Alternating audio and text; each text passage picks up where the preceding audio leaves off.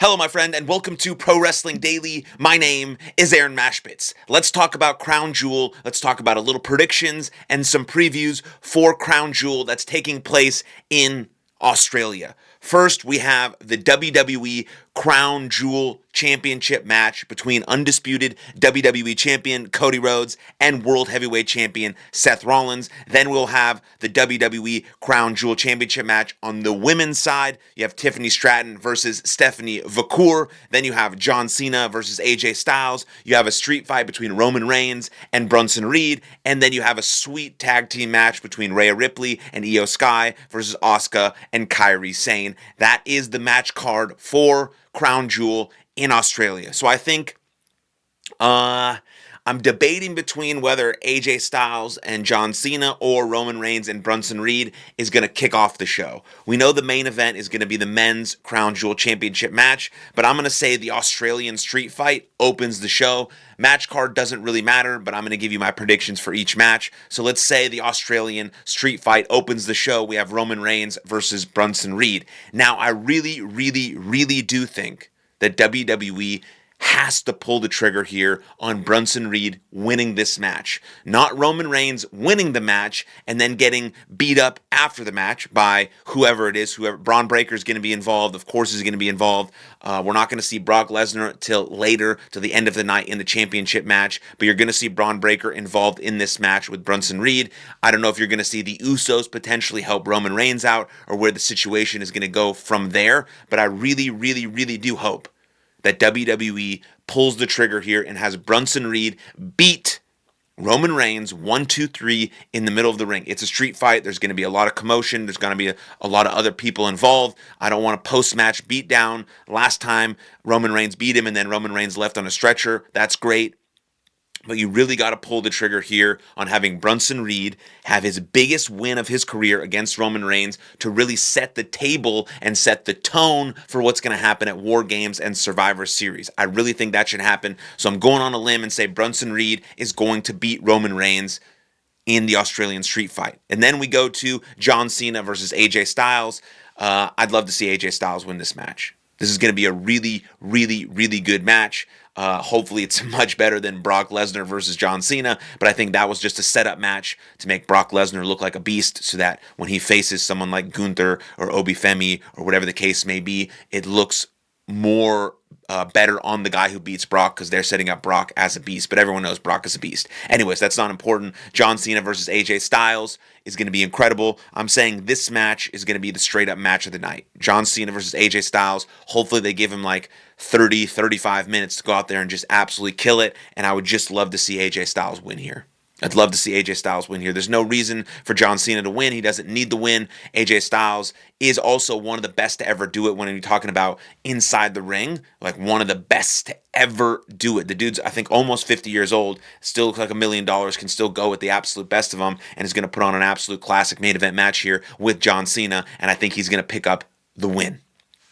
And that's going to be that. Then we move on to Rhea Ripley and Io Sky versus Asuka and Kairi Sane. This whole dynamic is getting very interesting because we know that Asuka and Kairi Sane and Io Sky are a family. But they're having a little bit of issues. Asuka's sort of running the show and bossing everyone around. You can see how sort of distraught and Kairi Sane is. She's sort of torn between two things about, doing what Asuka says and trying to keep the family alive and also trying to be with Io Sky and mend and repair that relationship. Then you have Rhea Ripley who's sort of stuck in the middle who just wants to freaking fight.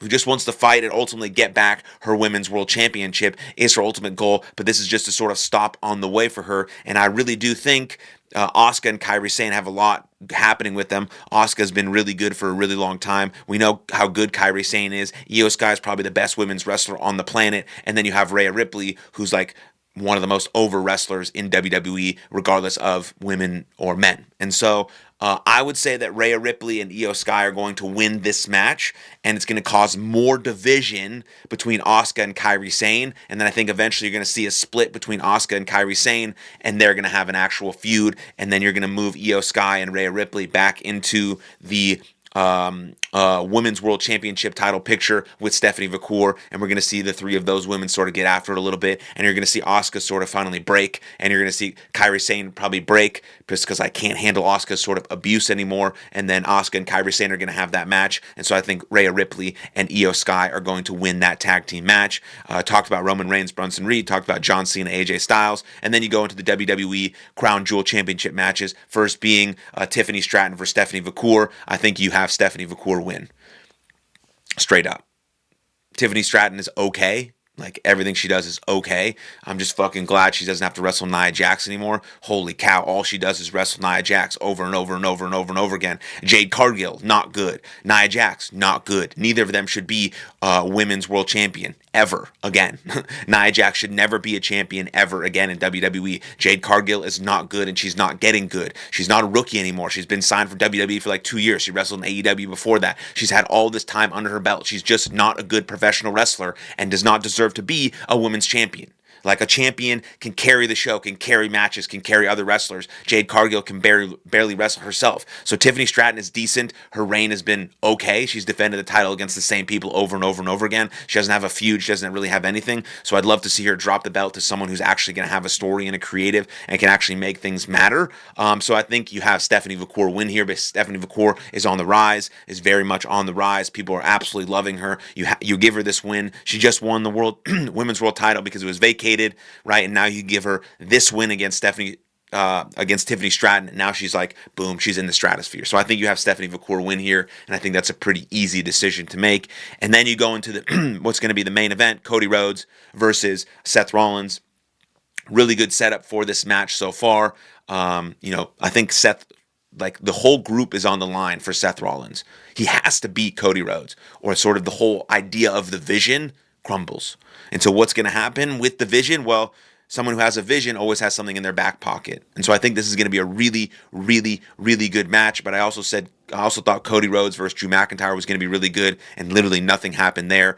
Drew McIntyre should have won, but he didn't. Cody Rhodes is still champion, so now we're seeing Cody Rhodes versus Seth Rollins. I hope they just have a classic, really, really good back and forth main event style match, all the way up until the end, where we see Brock Lesnar make a surprise appearance at Crown Jewel in Australia to help Seth Rollins win, and then Brock Lesnar, based on his relationship with Paul Heyman, joins the Vision. So we have another member moving into War Games and Survivor Series. That is what is going to happen, and what is going to end the show is a scene of Rollins, Breakker, Brunson, Brock, Paul, and Becky Lynch all standing tall at the end of the show, over the top of maybe a Cody Rhodes, maybe an Uso, maybe another Roman Reigns, but they are going to stand tall at the end of the show to really cement this group as the dominant force in WWE heading into the November Survivor Series, War Games type stuff. And that's what I think is going to happen. Let me know what you think in the comments down below. I'd absolutely love to hear from you. Then like this video and subscribe